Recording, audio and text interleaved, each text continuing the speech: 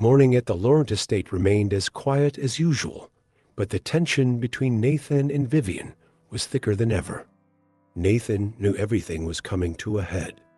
Today would decide his fate, whether he could take Vivian down or be crushed like so many others before him. Nathan left his bedroom, his phone in his pocket loaded with the incriminating evidence he had gathered. Moving quickly to the library, where the Wi-Fi signal was strongest, he sent all the photos to Richard Kane, an investigative journalist Clara had connected him with. Kane was renowned for his exposés on powerful figures and corrupt enterprises. Along with the files, Nathan typed a brief email. Mr. Kane, I am sending you these documents as they reveal the truth about Vivian Laurent, a powerful businesswoman who has been using charity fronts to conceal illegal financial transactions. Please uncover this before she causes further harm. Nathan Hart. With a resolute click, Nathan hit send. As the email left his outbox, he stood up, feeling as if he'd taken the first irrevocable step down a path with no return. Returning to the dining room, Nathan found Vivian waiting for him, as usual, with breakfast meticulously laid out. She maintained her composed demeanor, her cold eyes fixed on him as he sat down. Vivian, you look more confident than yesterday. I assume you've done something you think will change everything. Nathan met her gaze directly, the anger in his eyes no longer hidden. Nathan, I've sent everything I found to an investigative journalist. You can't hide anymore, Vivian.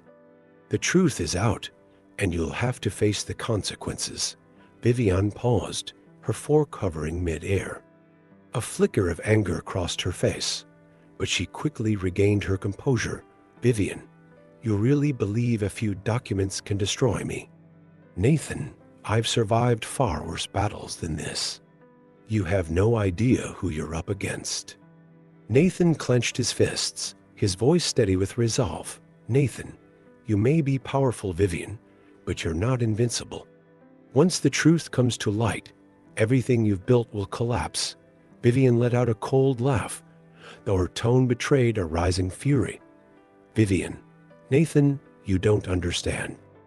I'm not just a woman with a few buildings and assets. I am a system, a network you can't touch. She placed her coffee cup down with a deliberate motion, her gaze sharp as a blade. Vivian, but if you want to fight, I'll show you what it means to pay the price. Do you think you've protected your family? I know every move you've made, and I can bring you down with the snap of my fingers. Nathan didn't flinch. Nathan, if you do, it will only prove what I've always believed: you're a ruthless, selfish monster. But I'm not afraid of you anymore, Vivian. You can't control me forever. Vivian rose from her chair and walked toward Nathan, her movements slow and deliberate. Vivian whispering, you're not afraid of me. Let me give you a reason to be. That afternoon, Richard Kane's first article went live on a major news platform. The expose detailed Vivian's shady financial transactions, her shell companies, and the documents Nathan had provided. Within hours, the story went viral. Journalists began flooding Vivian's office with interview requests.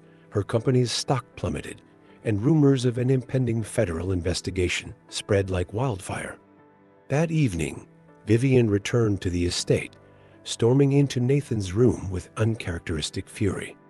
For the first time, Nathan saw her without her usual air of control. Her face was taut with anger and exhaustion. Vivian, are you satisfied, Nathan? You've destroyed everything I've built. Do you think you've won? Nathan stood, his gaze unwavering. Nathan, you destroyed yourself, Vivian. You used other people's lives as tools, and now you're paying the price. Vivian stepped closer, her eyes blazing with hatred. Vivian, you don't understand anything. I did it all to avenge Harold, to reclaim everything my family lost. And now you are nobody like you dare to ruin me. Nathan tightened his fists, his voice low but firm. Nathan, you didn't avenge Harold. You destroyed everything he ever cared about. This isn't justice, Vivian. It's selfishness." Vivian froze for a moment, as if Nathan's words had struck a nerve. She turned and walked out of the room, her steps slow and heavy, as though carrying an unbearable weight. Nathan watched her leave, a mix of relief and emptiness washing over him. He had won, but the cost of victory was not without its burdens. This scene brings the conflict between Nathan and Vivian to its climax, highlighting the stark contrast between Nathan's determination and Vivian's crumbling facade of control. The tension is palpable, but there's also a sense of catharsis as Nathan finally takes control of his fate. In the days following Richard Kane's explosive article, the Laurent estate could no longer maintain its illusion of tranquil elegance. Reporters began gathering outside the gates, eager for updates. Law enforcement and financial investigators launched a large-scale inquiry, placing Vivian Laurent at the center of a growing scandal. From his room, Nathan watched the chaos unfold. Relief washed over him knowing the truth was finally coming to light, but he couldn't shake the worry over what Vivian's next moves might be. In her office, Vivian sat surrounded by her lawyers and advisors. Stacks of documents and files cluttered the table as phones rang incessantly with demands for clarification on the allegations. "Lawyer, Mrs. Laurent, we're doing our best to contain the situation, but the article has drawn too much attention. Your companies are under heavy scrutiny, and we've already received subpoenas for financial records." Vivian massaged her temples, her face weary but her eyes still sharp. "Vivian, I don't care about the attention. What I want to know is how we can stop this." The lawyer shook his head, his voice grave. "Lawyer, we can delay, but we can't avoid a full-scale investigation. If any documents are uncovered, you'll face serious charges." Vivian clenched her fists, then abruptly stood and left the room without another word. Outside in the garden, Harris, the longtime family butler, stood gazing into the distance. Vivian approached him, her voice cold. "Vivian, you know what's happening, don't you?" Harris, "Yes, ma'am. And I know it's only going to get worse." Vivian's sharp eyes narrowed as she scrutinized him. "Vivian, what do you think I should do, Harris? Do you think I should bow down and accept defeat?" Harris turned to face her, his gentle yet firm gaze meeting hers. "Harris, ma'am, it's time you ask yourself if revenge was worth it. You've spent your life rebuilding what you lost, but in doing so, you've also destroyed yourself with hatred." Vivian stiffened, but said nothing. She turned and walked away, leaving Harris alone in the garden. The following day, federal agents arrived at the Laurent estate, armed with search warrants. Black SUVs lined the gates as agents marched in with a determined air. From his window, Nathan watched the scene unfold. He saw Vivian standing in the grand foyer, her posture rigid, but her face impassive. "Agent, Mrs. Vivian Laurent, we have a warrant to search your property in connection with allegations of financial fraud and money laundering." Vivian didn't resist. She gave a small nod. "Vivian, do what you need to do."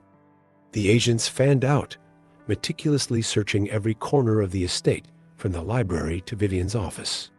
Nathan could hear the heavy footsteps and voices echoing through the halls, but he remained in his room, wrestling with his conflicting emotions. After the agents departed, Vivian stormed into Nathan's room. For the first time, her composed facade cracked, revealing anger and exhaustion. "Vivian, are you satisfied now, Nathan? You've destroyed everything I built. Do you think you've done something noble?" Nathan stood, meeting her gaze head-on. "Nathan, I didn't do this to be noble.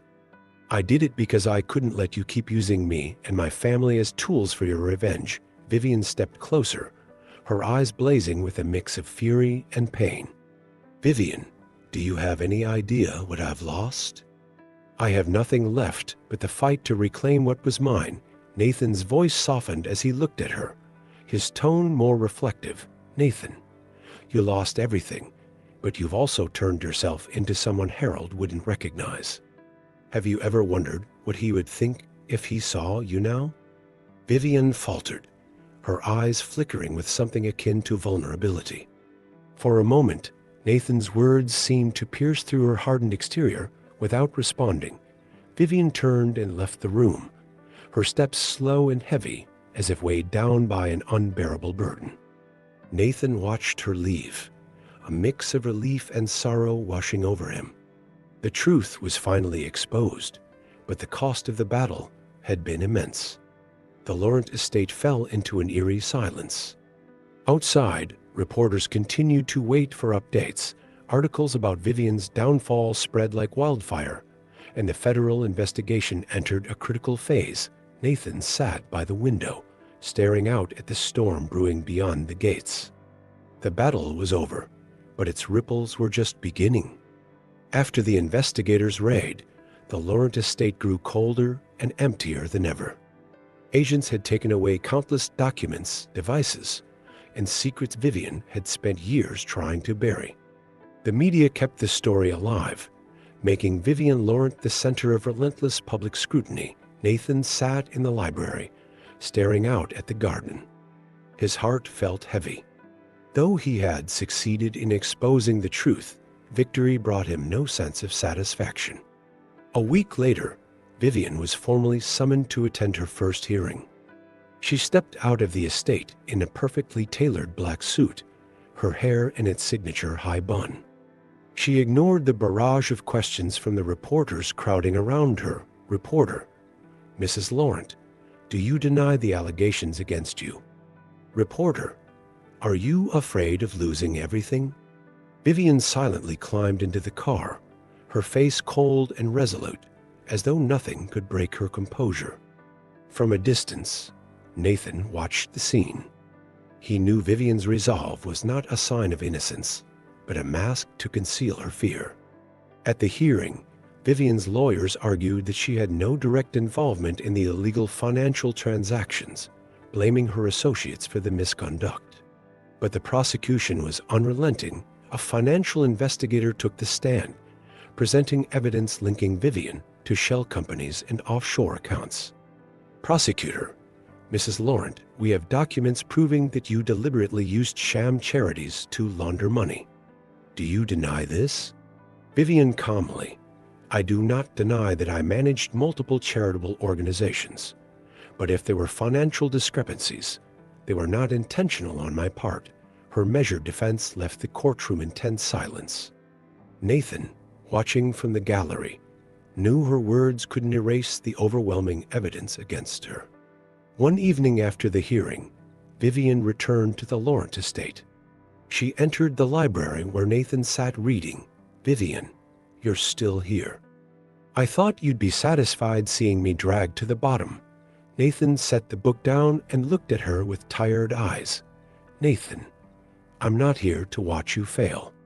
I just want this to be over so that we can all move on with our lives." Vivian gave a bitter laugh, her smile tinged with sarcasm. "Vivian, move on? Do you think I have a life left to live after all this?" Nathan stood and stepped closer to her. "Nathan, you still have a choice, Vivian. You can keep fighting, or you can stop. You can't change the past, but you can decide what your future will be." Vivian remained silent, her eyes flickering with uncertainty for the first time. Weeks of investigation and hearings culminated in Vivian being convicted of money laundering and financial fraud. While her powerful legal team managed to spare her a lengthy prison sentence, she was forced to relinquish control of her companies and charities and pay an enormous fine. Vivian returned to the Laurent estate, but the once grand home had lost its shine. Staff began leaving, and prized possessions were auctioned off to cover debts. Nathan decided it was time to leave the estate, carrying with him the lessons from his tumultuous marriage. He returned home to care for his mother and brother and to resume his law studies. Before leaving, Nathan wrote a letter for Vivian. "Vivian, I don't know if you'll ever forgive me or yourself, but I hope you'll find a new path, one no longer weighed down by the past. Thank you for teaching me that sometimes the truth is the only thing we can hold on to move forward. Nathan. Alone in the Laurent estate, Vivian opened Nathan's letter and read it. Her eyes softened momentarily, but her expression quickly turned cold again. She rose from her chair and gazed out the large window into the garden, lost in thought about all she had lost, Vivian whispering, "Move on? We'll see." Nathan returned to his hometown after leaving the Laurent estate, carrying not just his belongings, but also the memories and lessons from the tumultuous chapter he had just closed. The small town where he had grown up exuded a peace he hadn't felt in a long time. His mother's house stood at the end of a tree-lined street, sunlight filtering through the leaves and casting golden hues across the small front yard. Stepping out of the taxi, Nathan felt a wave of relief wash over him. His mother stood on the porch, her warm smile brightening her face despite her fragile health. His younger brother ran out of the house, his eyes sparkling with joy, mother, her voice trembling. "Nathan, you're really home. I was so afraid that you wouldn't come back." Nathan hugging her. "I'm sorry for worrying you, Mom, but I'm here now, and I'm not going anywhere." Nathan's younger brother, a teenager full of energy, rushed to embrace him. "Brother, you promised to take me to the season's last game, remember?" Nathan smiling, "I remember. I won't miss it this time." The atmosphere in the house was cozy and intimate, a stark contrast to the coldness and scheming that had defined life at the Laurent estate. Nathan finally felt like he had returned to where he truly belonged. In the days following his return, Nathan began rebuilding his life. He spent time caring for his mother, helping his brother with school, and most importantly, planning his return to law school to finish what he had started. Nathan visited a nearby university to meet with Professor James, an old mentor who had once guided him during his studies. "Nathan, Professor, I've been through a rough time, but I'm ready to come back and finish my degree. I still want to fulfill my dream of becoming a lawyer, Professor James." "Nathan, I always knew you had potential. Challenges are just part of the journey. If you're ready, I'll help you get back on track." The lessons from his clash with Vivian had taught Nathan the importance of standing up for the vulnerable against those who abuse power. Using the remaining funds he received from the sale of assets following the divorce, Nathan decided to establish a legal aid organization for those who couldn't afford representation. He named the organization Harold's Legacy, a reminder of past tragedies, but also a symbol of hope and justice. At the small opening ceremony, Nathan addressed a modest gathering of family, friends, and new colleagues. "Nathan, this organization isn't just a new beginning. It's a way to turn the mistakes of the past into a force for good. We will fight for justice, for those who have no voice. And we will never stop." The room erupted in applause, and Nathan felt a renewed sense of purpose ignite within him. One crisp autumn afternoon, while Nathan was working in his new office, he received a letter. The elegant handwriting on the envelope immediately revealed its sender, Vivian Laurent. Nathan opened the letter, his hands trembling slightly. "Nathan, you were right. I spent my entire life chasing revenge, only to realize it turned me into the very thing I despised. But the most terrifying part wasn't losing everything, it was realizing I had destroyed everything I once loved. Thank you for having the courage to speak the truth, even when it forced me to face the monster within myself. I don't expect your forgiveness, but I hope you live a life. I never could, a life unburdened by hatred. Wishing you all the best. Vivian." Nathan finished reading, a quiet sadness settling over him. He folded the letter carefully and placed it in his desk drawer, keeping it as a reminder of the journey he had endured and the lessons he would carry forward. Nathan officially began his work at Harold's Legacy, housed in a modest but welcoming building in the heart of town. The office was small, but its walls were adorned with framed legal principles and inspiring quotes. His team consisted of a few law school friends and a handful of enthusiastic young volunteers. On the first day, they received numerous case files from people unable to afford legal representation. One case immediately caught Nathan's attention, a single mother named Maria Lopez, who was on the verge of losing her home due to a predatory lending company suing her in court. Maria entered the office, looking weary and worried. She clutched a stack of documents tightly, her eyes red from sleepless nights. Nathan stood up to greet her with a gentle smile. "Nathan, hello, Maria. I'm Nathan Hart. I'll be working with you on your case. Please, feel free to tell me everything." Maria sat down, placing her paperwork on the desk. Her voice trembled as she began recounting her situation. "Maria, I took out a small loan to repair my roof after last year's storm. But the company charged such high interest rates that I couldn't keep up. They made me put my house up as collateral, and now they're trying to take it away." Nathan flipped through the documents, his brow furrowing as he reviewed the terms of the loan. "Nathan, this is a predatory loan agreement, almost certainly illegal. We'll help you appeal this and defend your rights in court." Tears of relief welled up in Maria's eyes. "Maria, thank you. Without you, I wouldn't know what to do. That house is everything my daughter and I have." Nathan placed a reassuring hand on her shoulder, his gaze steady and determined. "Nathan, don't worry, Maria. We'll do everything we can." Nathan and his team dove into the case, gathering evidence and researching lending laws.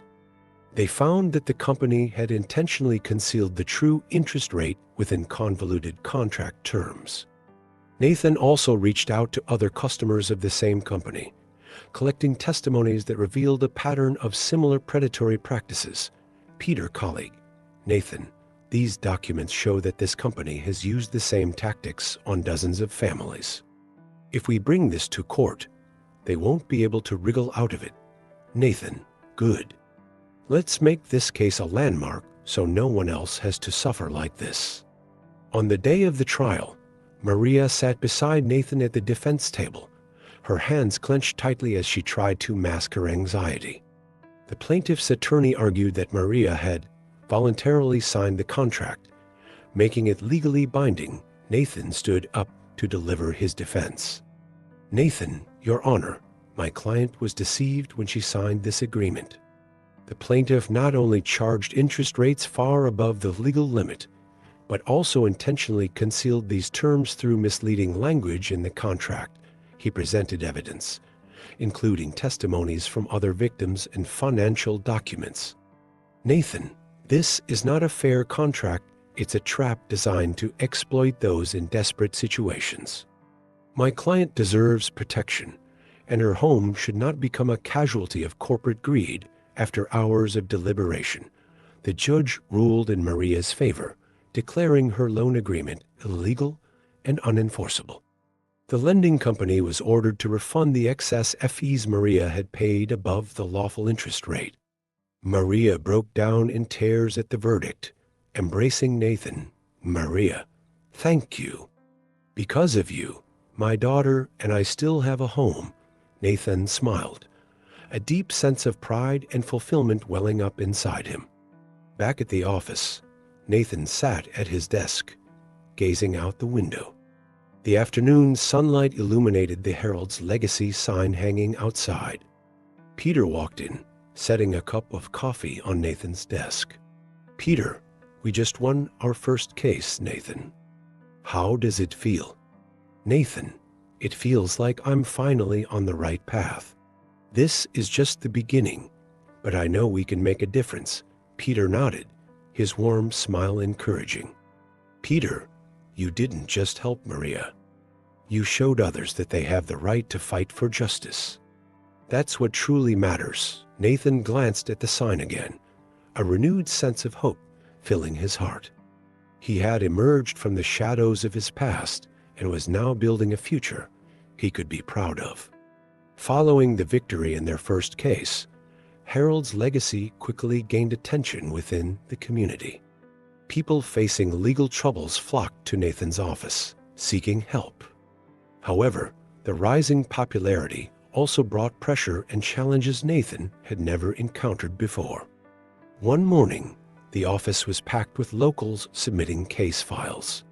Peter and the team were busy addressing individual concerns, while Nathan met with a family being forced out of their home by a large real estate company. Nathan sat across from the family, an elderly couple and their adult daughter. The husband handed Nathan a stack of papers, his hands trembling. "Husband, we've lived in that house for 30 years. Now they want to tear it down to build a shopping center. They say we don't have the right to refuse. Nathan, did you sign any agreements with them? If they're not complying with property ownership laws, we can fight this." The wife began to cry, her eyes filled with worry. "Wife, we don't know what to do. They've even sent security guards to threaten us. We just want to live in peace." Nathan looked at them, a flicker of helplessness crossing his mind, but he quickly pushed it aside. "Nathan, don't worry. I'll do everything I can to protect your rights." At the same time, Harold's legacy started attracting media attention. A local journalist arrived at the office, requesting an interview about Nathan's work. "Journalist, Nathan, your organization has achieved significant success in a short time. But with the increasing number of cases, are you worried about your capacity to handle them?" Nathan, smiling, "We can't solve every problem at once, but we'll never turn away those in need. That's why we exist." Not everyone was happy with Nathan's efforts. Several companies targeted by Harold's legacy began to push back, sending threatening letters and warnings. One such letter was placed on Nathan's desk. "Nathan Hart, if you continue interfering with our business, the consequences won't end in court. Watch yourself." Nathan read the letter, feeling a chill down his spine. Peter walked in, frowning at Nathan's expression. "Peter, did they send you something?" "Nathan, just a warning. But I'm not stopping." The pressure came not only from external threats, but also from within the organization. One evening, as the office was closing, Peter pulled Nathan aside for a conversation. "Peter, Nathan, we need to be realistic. The workload is overwhelming. If we don't control it, the organization will fall apart." Nathan, frowning, "I know everyone's under pressure, but we can't turn away people who need us." "Peter, I agree, but we can't save everyone. We need to focus on cases where we can make the most impact." Nathan looked at Peter, acknowledging the logic in his words, but reluctant to admit it. "Nathan, I'll think about it, but I can't turn my back on them, Peter. That's not why I started this." That night, Nathan returned home late. His mother was waiting in the living room with a cup of tea. "Mother, you look exhausted, Nathan. Is work not going well?" Nathan, sighing, "It's moving faster than I expected. I want to help everyone, but it feels like I can't keep up." His mother set down her tea, her eyes gentle yet firm. "Mother, Nathan, you can't do everything on your own. Sometimes helping a few people fully is better than trying to help everyone and accomplishing nothing." Her words lingered in Nathan's mind throughout the night. He realized that to keep Harold's legacy functioning, he needed to set boundaries and build a stronger support system. The next day, Nathan called a meeting with the team to discuss a new direction. "Nathan, we're facing pressure from all sides, but I don't want anyone here to feel burned out or helpless." "Peter, so what's the plan?" "Nathan, we need to change our approach. We'll focus on high-impact cases that create the greatest social change rather than spreading ourselves too thin. Additionally, We'll seek more funding to expand the team." The team fell silent for a moment. Then Peter nodded in agreement. "Peter, that makes sense. We need to prioritize or we'll break under the strain." "Colleague, we could also hold community legal workshops to teach people how to protect themselves in simpler cases." Nathan smiling. "Great idea. Let's start there." In the following weeks, Harold's Legacy implemented its new strategy.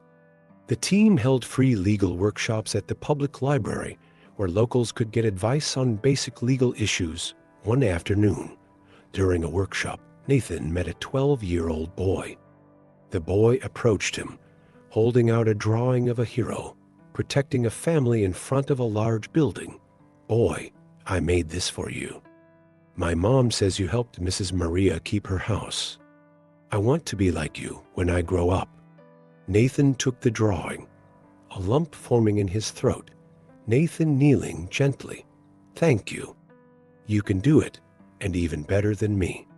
Just remember, helping others is one of the most important things you can do." As Harold's Legacy stabilized and attracted larger grants, it also drew the ire of powerful corporations, especially those frequently targeted by the organization. One morning, Nathan received a letter from a law firm representing a major real estate conglomerate. The letter demanded Harold's Legacy cease involvement in cases against the conglomerate, threatening counter-lawsuits for business interference. Nathan handed the letter to Peter, who scowled after reading it. "Peter, this is a scare tactic. They know we don't have the resources for a legal fight against them." "Nathan, then we'll find a way to respond. I'm not letting them intimidate us into silence." Peter sighed.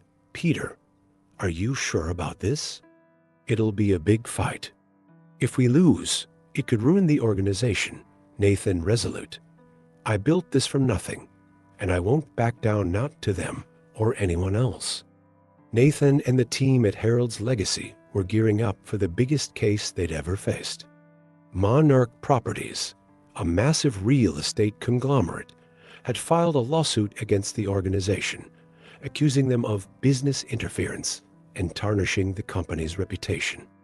The lawsuit wasn't just a defense of Monarch's operations, it was a clear message. Anyone who dared oppose them would pay a steep price. The trial was set to begin in a month. Nathan's team understood this was not only a legal battle, but also a fight for Harold's Legacy's survival. In the office, Nathan called an emergency meeting.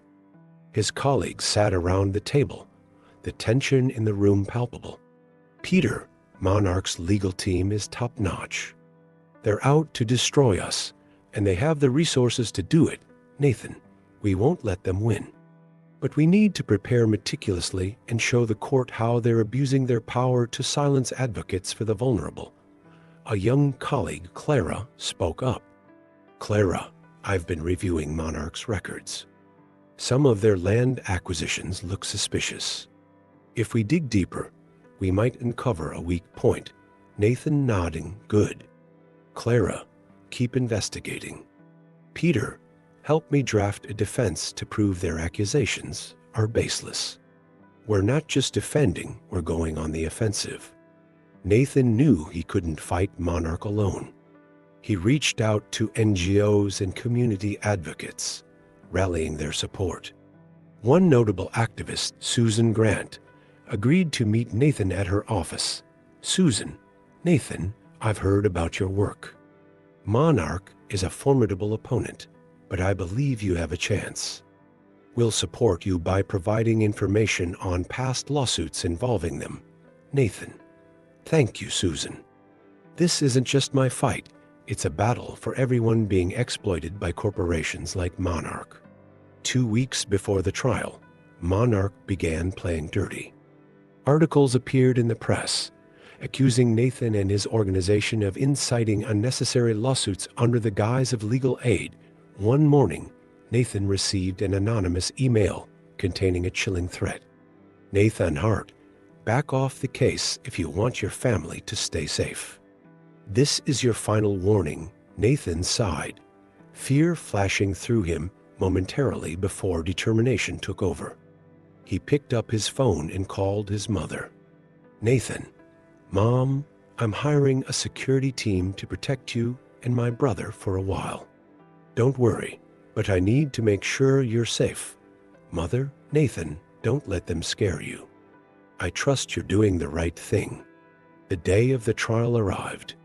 The courtroom was packed with reporters and locals eager to watch the proceedings. Monarch's legal team was led by Gregory Hayes, a renowned attorney in corporate law. Nathan entered the courtroom in a simple suit. Flanked by Peter and Clara, Hayes began with a powerful opening statement, accusing Harold's legacy of deliberately disrupting Monarch's legitimate business operations by encouraging frivolous lawsuits. Nathan stood to present his counter-argument. "Nathan, Your Honor, this isn't a case about business interference. It's a blatant attempt to silence an organization dedicated to protecting the rights of vulnerable communities. We have evidence that Monarch has engaged in illegal land transactions to force people out of their homes." He presented documents his team had uncovered, revealing Monarch's violations of land use regulations and their use of intimidation tactics to coerce families into surrendering their properties. As the trial progressed, numerous victims of Monarch's practices testified, sharing their stories. An elderly woman stood before the court, her voice trembling but resolute. "Witness, they told me if I didn't sell my home, they'd sue me until I had nothing left. I had no choice. But thanks to Nathan and his team, I finally have a voice." The growing support from the community added pressure on Monarch and their attorneys. After several days of intense proceedings, the judge delivered the verdict. 1. Harold's legacy was not guilty of any wrongdoing, and Monarch's claims were baseless. 2. Monarch was ordered to pay Harold's legacy's legal fees. The courtroom erupted in cheers. Nathan sat down, a wave of relief and pride washing over him. Outside the courthouse, reporters surrounded Nathan for comments. Reporter: "Mr. Hart, this is a huge victory. Do you have anything to say?"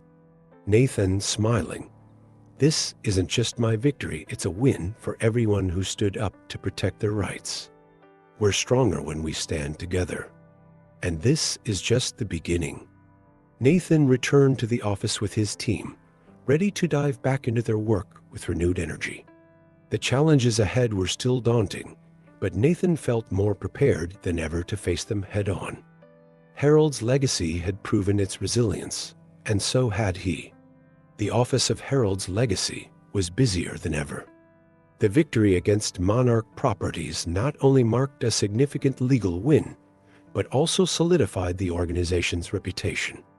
Letters of gratitude and requests for assistance poured in from all over. One quiet evening, after the team had left for the day, Nathan sat alone in his office. The soft glow of the desk lamp illuminated a plaque on the wall: Harold's Legacy, Justice for All. Nathan opened his desk drawer and took out two meaningful keepsakes: a letter from his mother, written after his courtroom triumph, and the letter Vivian Laurent had sent him months earlier. He read both again, reflecting on the profound lessons they held.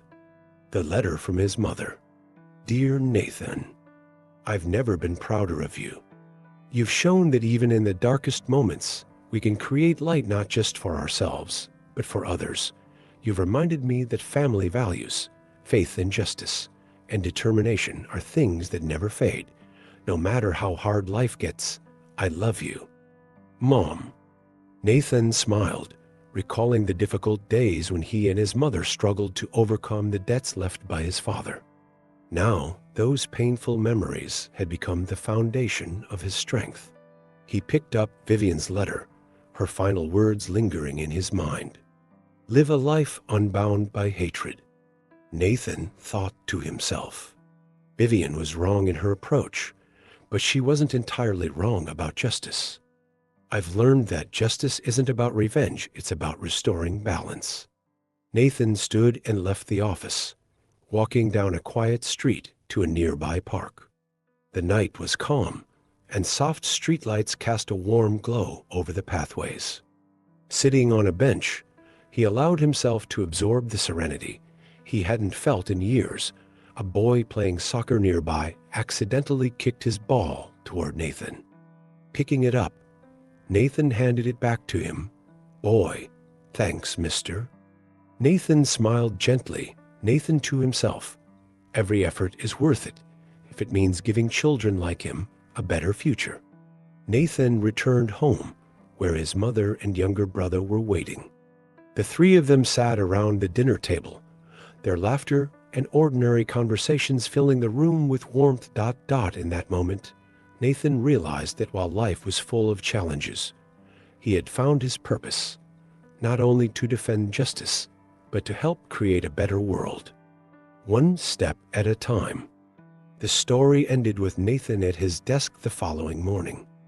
Sunlight streamed through the window, illuminating a thank you letter from an elderly woman who was grateful that his organization had helped her save her home. Nathan set the letter down, his eyes resolute as he prepared for the day ahead. Nathan, this is only the beginning. 2 years after the lawsuit against Monarch Properties and the resounding success of Harold's legacy, Nathan had become a well-respected figure in his community. Known for his dedication to justice, he often participated in legal reform conferences and charitable events, inspiring young people to pursue a career in law. One crisp autumn afternoon, Nathan attended a legal reform conference in New York. After the event, he took a leisurely walk through a quiet street, enjoying the calm amidst the city's bustling energy. Feeling the need for a break, Nathan stepped into a small cafe. As he entered, his eyes caught sight of a woman sitting in the corner. Her neatly pinned silver hair, piercing blue eyes, and unmistakable demeanor made him pause. It was Vivian Laurent. Vivian looked up, meeting Nathan's gaze. For a moment, neither spoke. Then she gave a faint smile, one devoid of the coldness and calculation he had once known. "Vivian, Nathan. What an unexpected surprise to see you here." Nathan calmly, "Vivian, it's been a while. I didn't expect to find you in New York." She gestured for him to sit. Nathan took the seat across from her, observing her closely. She had changed. Her once commanding and ambitious aura had softened into a quiet serenity, tinged with fatigue, but also a sense of peace. "Nathan, how have you been?" "After everything?" Vivian gently, "I've been fine. After the lawsuit, I decided to leave it all behind. Sold the estate, let go of the companies, and spent time reflecting. I lived my life driven by revenge, but I've realized I don't need to anymore." Nathan said nothing, allowing her to continue. "Vivian, and you?" "Harold's legacy. I've heard it's become a prominent organization, helping so many people." Nathan smiling, "We've done some small things, but there's still a lot of work to do. It's a journey without an end." Vivian nodded, her gaze growing distant. "Vivian, you are right, Nathan. I became someone Harold would never have wanted me to be. But you made me see that, even if it was in the most painful way." Nathan looked at her, sensing the sincerity in her words. "Nathan, I just wanted everything to end fairly, Vivian. I think Harold would be proud to see you finding yourself again." Vivian reached into her coat pocket and handed him a business card. "Vivian, I've been working for a nonprofit organization that helps women escape abusive situations. It's not about redemption, it's about starting over." Nathan took the card and read the name of the organization. Hope Haven. "Nathan, I'm glad you've found a new purpose. If I ever get the chance, I'll visit." "Vivian, I'd like that." They stood, shaking hands. Vivian offered a rare but meaningful smile. "Vivian, thank you, Nathan, for everything." "Nathan, I wish you all the best, Vivian." As Vivian left the cafe, Nathan remained seated for a while, holding the card in his hand. A sense of closure and relief washed over him. This meeting wasn't about tension or conflict. It was a moment of reconciliation and connection.